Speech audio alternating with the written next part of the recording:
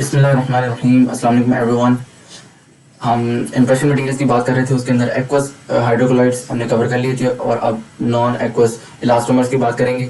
ये ज़्यादा एक्यूरेट होते हैं और ये क्योंकि नॉन एक्वस होते हैं तो इसके अंदर हमारी जो क्लासिफिकेशन है उसके अंदर पॉलीसल्फाइड्स, सिलिकॉन्स एंड पॉलीईथर्स, ये तीन चीज़ें आती हैं और ये as compare two aqueous hydrochlorides ज़्यादा एक्यूरेट हैं। इनके ज़्यादा एडवांटेजेस हैं और क्योंकि ये थोड़े से एक्सपेंसिव भी हैं इसलिए डेंटिस्ट्री में बहुत कम जगह पर यूज़ होते हैं। आपका जो प्राइमरी इंप्रेशन मटेरियल्स हैं दैट इज़ एक्वस हाइड्रोक्लोराइड्स और एल्जीनेट, अगर उन्हीं से ही आपका काम स्टार्ट किया जाता है डेंटिस्ट्री में जब भी पेशेंट का इंटरेक्शन होता है डेंटिस्ट के साथ। उसके बाद इनको डिटेल से देखते हैं कि इनमें क्या चीज़ें हैं। पॉलीसल्फाइड्स की सबसे पहले बात करते हैं। इन तीनों मटेरियल्स में मेनली होता क्या है कि एक आपका बेस होता है और एक कैटलिस्ट होता है। ये पट्टी टाइप मटेरियल होते हैं और इनके अंदर वाटर से यूज़ होना नहीं है। एक बेस हम लेते हैं और एक पेस्ट लेते हैं और इन दोनों को ऐड कर देते हैं और इनका एक हम स्मूथ कंसिस्टेंसी बनाने की कोशिश करते हैं जिसकी वजह से एक्टिवेशन स्टार्ट होती है, क्योंकि इनके अंदर इनिशिएटर्स ऐड किए होते हैं, रिटार्डर्स ऐड किए होते हैं और फिलर्स ऐड करते हैं मुख्तलिफ, जिसकी वजह से इसकी विस्कोसिटी अच्छी हो। अब देखते हैं कि कौन से मटेरियल में कौन सी प्रॉपर्टीज लाने के लिए हम ऐड करते हैं। जैसे पॉलीसल्फाइड की अगर बात करें सबसे पहले तो इसके अंदर बेस के अंदर हम मेन कंपोनेंट मरकैप्टन और थायोल ग्रुप ऐड करते हैं और उसके अंदर जो कि बाद में मरकैप्टन भी यहाँ पे रिएक्शन में पार्ट करेगा। उसके बाद फिलर टाइटोनियम डाइऑक्साइड ऐड करते हैं, प्लास्टिसाइजर इसके अंदर डाई एन ब्यूटाइल फिनथ्रेट होता है, इनिशिएटर प्लम्बस डाइऑक्साइड लेड डाइऑक्साइड होता है, सल्फर और इसके अंदर रिटार्डर्स भी ऐड होते हैं। उसके बाद ये जो प्रॉपर्टीज हैं पॉलीसल्फाइड पॉलीईथर, हर अगर आपको बेस और कैटलिस्ट की कंपोजिशन ना याद रहे लेकिन ये properties, setting time, working time और एडवांटेजेस और डिसएडवांटेजेस ये आप लोगों ने लाजमी याद करनी है, एग्जाम पॉइंट ऑफ व्यू से बहुत इंपॉर्टेंट है। तो सबसे ज्यादा मैंने बोर्ड भी लिखा हुआ है कि highest tear strength among elastomers, सबसे ज्यादा अच्छी इनफैक्ट सबसे ज्यादा जो अच्छी स्ट्रेंथ होती है वो पॉलीसल्फाइड की होती है। उसके बाद सेटिंग टाइम 3 to 8 मिनट्स होता है और बाई प्रोडक्ट इसके अंदर बनता है वाटर, जिसकी वजह से इसके अंदर श्रिंकेज भी होती है। और उसके बाद ट्री एडहेसिव यूज करते हैं इसके अंदर, स्टाइरीन, एक्रिलॉन और सेटिंग रिएक्शन, कंडेंसेशन, पॉलीमराइजेशन होती है। कैसे? मरकैप्टन जो कि हमारा बेस में था और लेड डाइऑक्साइड जो कि कैटलिस्ट था, इसके अंदर इनकी शफलिंग होती है और पॉलीसल्फाइड फॉर्मेशन हो जाती है, प्लम्बस ऑक्साइड बनता है और water as a by product formation होती है और इसी की वजह से पॉलीमराइजेशन श्रिंकेज होती है। 95% इलास्टिक रिकवरी होती है। वैसे तो सारे ही ये इलास्टोमर्स इलास्टिक रिकवरी शो करते हैं लेकिन इसके अंदर 95% इलास्टिक रिकवरी होती है, बहुत अच्छे होते हैं मटेरियल। 3 to 5% परमानेंट डिफॉर्मेशन होती है जो कि माइनस ही है। Highest deformation among all elastomers, फिर भी इसकी सारे इलास्टोमर्स के अंदर सबसे ज्यादा डिफॉर्मेशन होती है।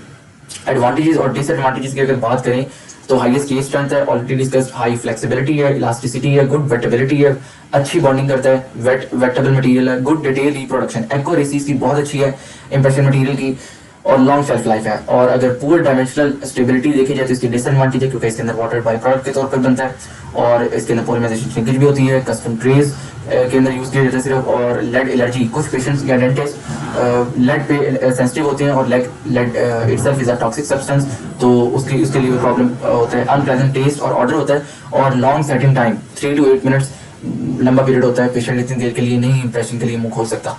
उसके बाद कंडेंसेशन सिलिकॉन्स आते हैं और एडिशन सिलिकॉन्स आते हैं, ये दोनों सिलिकॉन्स के टाइप्स हैं। इसके अंदर भी उसी तरह बेस और कैटलिस्ट बेस्ड होता है, ये दोनों बेस को हम मिक्स करते हैं और फौरन से ही हमारा एक्टिवेशन स्टार्ट हो जाती है। साइलोक्सीन इसके अंदर यूज होता है और silicates as a catalyst use होता है। फिलर्स हम डेफिनेटली ऐड करते हैं सिलिका के तौर पर इन बेस और tin compound as a catalyst add करते हैं। इसके अंदर भी क्रॉस लिंकिंग के थ्रू सेटिंग रिएक्शन होता है और पॉलीसल्फाइड के अंदर हमारा बाई प्रोडक्ट बना था वाटर, जबकि इथाइल अल्कोहल बन रहा है, एथेनॉल हमारा बाई प्रोडक्ट बन रहा है। एडिशन कंडेंसेशन सिलिकॉन में हमारा इथाइल अल्कोहल बन रहा है बाई प्रोडक्ट और इसके एडवांटेजेस हैं कि more elastic than polysulphide, elastic behaviour ज्यादा शो करता है, एंड देन पॉलीईथर, मतलब सबसे अच्छी इलास्टिसिटी हमारी कंडेंसेशन सिलिकॉन की है। लो परमानेंट डिफॉर्मेशन है, परमानेंटली डिफॉर्म 5% अप टू 5% होता था हमारा पॉलीसल्फाइड, लेकिन इसकी लो परमानेंट डिफॉर्मेशन है and easy to disinfect. Disinfection तो हम करते ही हैं, सारी इंप्रेशन मटेरियल्स को हमने अपनी प्रिवेंशन के लिए, टॉक्सिक लेवल कम करने के लिए हमने डिसइंफेक्शन करनी है तो ये इजीली डिसइंफेक्ट हो सकता है। दूसरा डिसएडवांटेज तो ये कि इसको हाइड्रोफिलिक होना चाहिए लेकिन ये हाइड्रोफोबिक होता है और पॉलीमराइजेशन श्रिंकेज करवाता है। लो टियर स्ट्रेंथ होती है, हाई टियर स्ट्रेंथ हमारी पॉलीसल्फाइड की होती है। कंडेंसेशन सिलिकॉन की हमारी टियर स्ट्रेंथ इतनी अच्छी नहीं होती और लिमिटेड शेल्फ लाइफ होती है। उसके बाद एडिशन सिलिकॉन आता है, इसके अंदर भी साइलोक्सीन, इसका जो कंपोजिशन होगी बेस और कैटलिस्ट की उसी तरह होगी। इसके अंदर भी फिलर्स ऐड करेंगे और कैटलिस्ट हम प्लैटिनम ऐड करेंगे। उसके अंदर टिन था, उसके अंदर प्लैटिनम, बस ये डिफरेंस है। उसके बाद सेटिंग रिएक्शन, इसके अंदर पॉलीमराइजेशन हो रही है, लेकिन जो इनिशियल सेट है उसके अंदर नो बाई प्रोडक्ट फॉर्मेशन है। लेकिन सेकेंडरी रिएक्शन के अंदर जब मटेरियल सेकेंडरी सेट हो जाता है पूरा, तो उसके अंदर H2 गैस इवेपोरेट होती है, H2 गैस की फॉर्मेशन होती है, जिसकी वजह से वॉइड्स बन जाते हैं। और इन वॉइड्स को कम करने के लिए हम फिर नोबल मेटल्स ऐड करते हैं, जो कि एक्ट एज स्कैवेंजर एक्ट करती हैं, खुद रिएक्ट कर जाती हैं और फिर ये H2 गैस की फॉर्मेशन को वो नहीं करवाती। उसके बाद hydrophilicity, increasing surfactant hydrophilicity increase कराते हैं। टाइम डिपेंडेंट एक्यूरेसी है।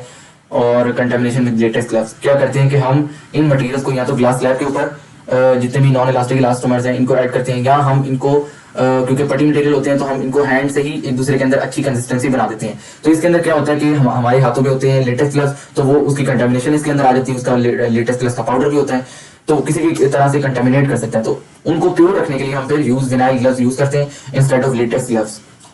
उसके बाद पॉलीईथर आता है। पॉलीईथर के अंदर भी बेस और कैटलिस्ट होती है एज इन अदर्स।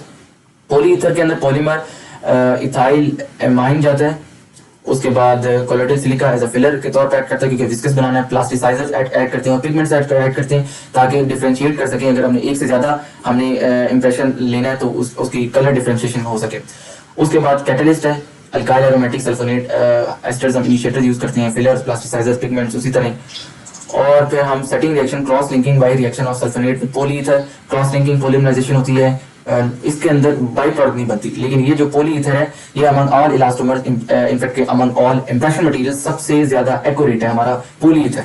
और ये जीरो प्लास्टिक है और हाई स्टिफनेस ऑन सेटिंग है, लेस डायमेंशनल स्टेबिलिटी इसकी होती है, और of course aromatic sulphonic acid add करते हैं, लेकिन स्किन इरिटेंट है। उसके बाद ये सारी इसकी प्रॉपर्टीज आपने देख ली, लेकिन इन सबको अगर आप कंपैरिजन के साथ याद करेंगे तो एग्जाम पॉइंट ऑफ व्यू के साथ भी आपको उसका बेनिफिट होगा। ये थी, और आई होप सो कि आपको ये बेनिफिट इसका होगा। प्रॉपर्टीज इन सबकी मैंने ऐड कर दिया और कंपैरिजन मैंने इन सबको किया है इंप्रेशन मटेरियल्स को, कि स्टिफनेस ऑन सेटिंग सबसे ज्यादा पॉलीईथर की अच्छी होती है। उसके बाद एडिशन सिलिकॉन और फिर कंडेंसेशन सिलिकॉन, फिर पॉलीसल्फाइड और हाइड्रोक्लोराइड्स लास्ट पे आते हैं, क्योंकि वो तो होते ही इलास्टिक हैं हाइड्रोक्लोराइड्स। उसके बाद एक्यूरेसी एज मैं डिस्कस कर चुका हूँ अभी, एज वी डिस्कस्ड पॉलीईथर की एक्यूरेसी सबसे अच्छी होती है, फिर सिलिकॉन रबर की, पॉलीसल्फाइड और एग्रेलजिनेट बाद में आते हैं। Tear strength, highest tear strength हमने सबसे पहले पढ़ा था कि पॉलीसल्फाइड की होती है, फिर एडिशन सिलिकॉन, पॉलीईथर और कंडेंसेशन सिलिकॉन इस तरह चलते हैं। डायमेंशन स्टेबिलिटी सबसे ज्यादा अच्छी एडिशन सिलिकॉन की और सबसे बुरी हाइड्रोक्लोराइड्स की होती है। परमानेंट डिस्टॉर्शन, कौन से मटेरियल हैं जो परमानेंटली डिस्ट्रॉयड हो जाते हैं, और वो पॉलीसल्फाइड है सबसे ज्यादा डिस्टॉर्टेड होते हैं और सबसे कम एडिशन सिलिकॉन। ये लो से हाईएस्ट मैंने लिखी हुई है सिर्फ इसी के लिए। So that was all about today's video.